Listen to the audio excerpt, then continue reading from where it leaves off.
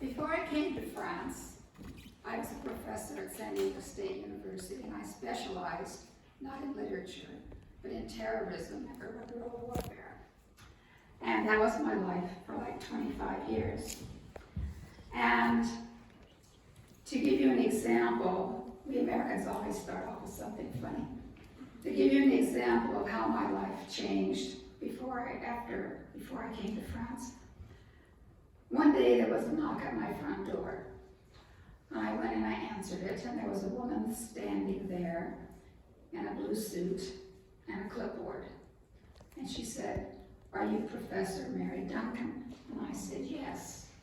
And she held up her badge and she said, "I'm Miss Smith from the FBI." Well, the FBI had questioned me on a number of occasions, so I was not intimidated. I was just curious.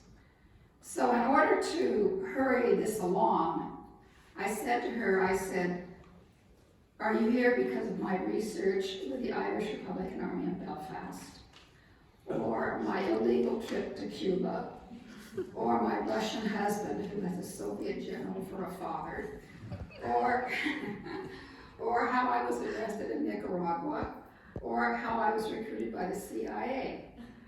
And she looks at her clipboard and she said, "Well, no," she said, I'm here about Mr. Brown, your neighbor. I'm doing a security clearance on him." Wonderful life. Well, that was my prior life. And now my life, since I've been in France, has been with writers and literature and publishers and editing. And it's really my great love.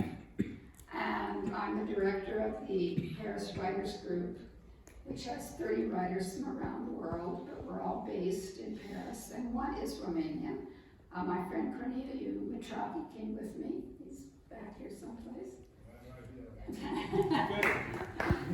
So we have a couple Romanians in our group, as well as French, American, Canadian, Australian, New Zealand, German. And between us, we've published over 50, 60 books, I don't know how many articles, of all kinds of subjects and topics. And many of them are multicultural topics. In addition, I have a small press, the Paris Writers Press, which basically publishes and translates books between French and English. The French government gave us an award a few years ago for our translation of Jean-Jacques Pauvert, who was a very well-known French editor who is now deceased, who was, when he was 20 years old, published The Marquis de Sade and other very controversial writers, and fought censorship in this country, and was very notable for causing censorship to fall in America and other countries as well.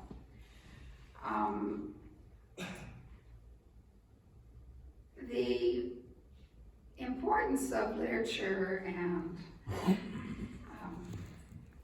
between countries and between cultures is clearly important, and I think the importance of translations between our countries is very important. And so between the writers that I work with and the publishers and the editors, this is our goal, to create better relations between all countries. And you know, it's interesting, as I speak to you here right now, I have a Russian husband who is in Moscow. He cannot get out. He is stuck.